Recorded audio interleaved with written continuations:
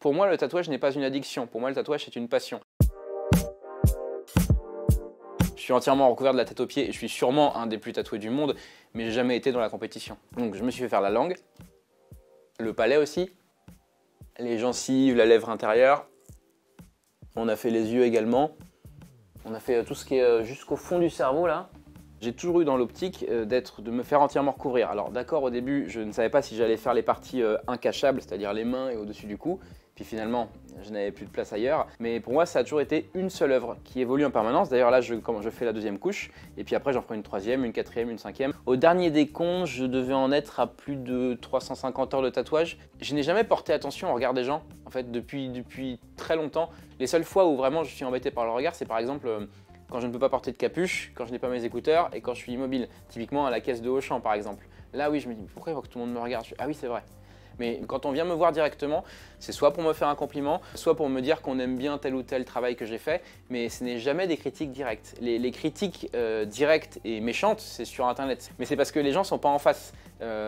Quand ils sont en face, les gens qui viennent me voir, qui prennent le temps de venir me voir et des fois de demander un selfie ou juste me dire un petit mot, c'est tout le temps gentil. En tant que professeur des écoles, je suis allé travailler à Londres dans le cadre du programme Jules Verne. C'était en 2012, je crois. J'étais à un tournant de ma vie, j'avais 26 ans, je voulais vraiment que les choses changent. Le fait d'être donc dans cette capitale de la tolérance qu'est Londres, plus de voir tous les Anglais tatoués comme ils le sont, modifiés comme ils le sont, plus le fait que, il faut pas se le cacher, notre génération a tous plus ou moins eu envie d'un tatouage un jour, ça a été le déclic. Et comme je n'ai jamais fait les choses à moitié, je me suis lancé directement. En mai, j'avais déjà les 2 bras de fait, je suis retourné à Londres l'année d'après, et j'ai fait toute ma jambe droite et mon torse, et en revenant en France, j'ai fini ma première couche. Donc ça a vraiment été le déclic londonien. Il y a des gens qui se font tatouer pour la douleur. Moi, je ne supporte pas ça. Je me suis déjà évanoui, j'ai déjà vomi, j'ai déjà fait des malaises. Après, la douleur, c'est pas quelque chose que je cherche, mais ça légitime le truc. J'ai jamais fait ça pour prouver quoi que ce soit à qui que ce soit. C'était vraiment que pour moi. Ça s'est imposé à moi comme ça, mais ça aurait pu être autre chose. C'est juste que là, ça a été un enchaînement de faits. Toutes les planètes se sont alignées et j'ai fait ça. Pour moi, le tatouage n'est pas une addiction. Pour moi, le tatouage, c'est une passion. Pendant longtemps, c'est ce qui m'a fait me lever le matin. Maintenant, ce qui me plaît, c'est d'évoluer physiquement, de sans arrêt me recouvrir. Et voilà, de savoir que ce sera dans ma vie pour toujours. Après, ce que ça m'apporte matériellement, oui, ça m'a apporté plein de choses.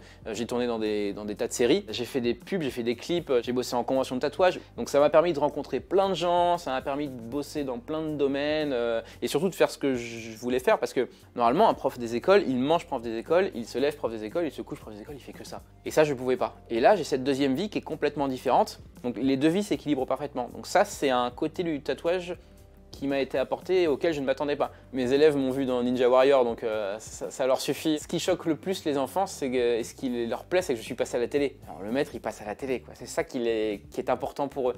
Après, les tatouages, pendant 1 minute ou 2, s'ils ne me connaissent pas, ils vont tiquer. Mais très rapidement, on est en classe, donc on bosse, on sort les cahiers, on travaille. Je n'ai jamais eu de problème avec des enfants des classes que j'avais. Je n'ai jamais eu de problème avec des parents d'élèves que j'avais moi-même. J'ai eu des soucis déjà parce que c'était des parents d'élèves qui m'ont croisé 1 fois ou 2.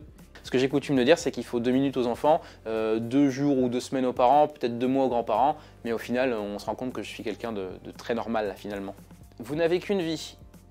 Et elle est courte en plus. Donc n'attendez pas d'être à son terme pour réaliser vos rêves, quels qu'ils soient. Vous voulez voyager, voyagez. Vous voulez faire de l'équitation, allez vous inscrire. N'attendez pas pour réaliser vos rêves, c'est trop important. Merci, au revoir les éclaireuses.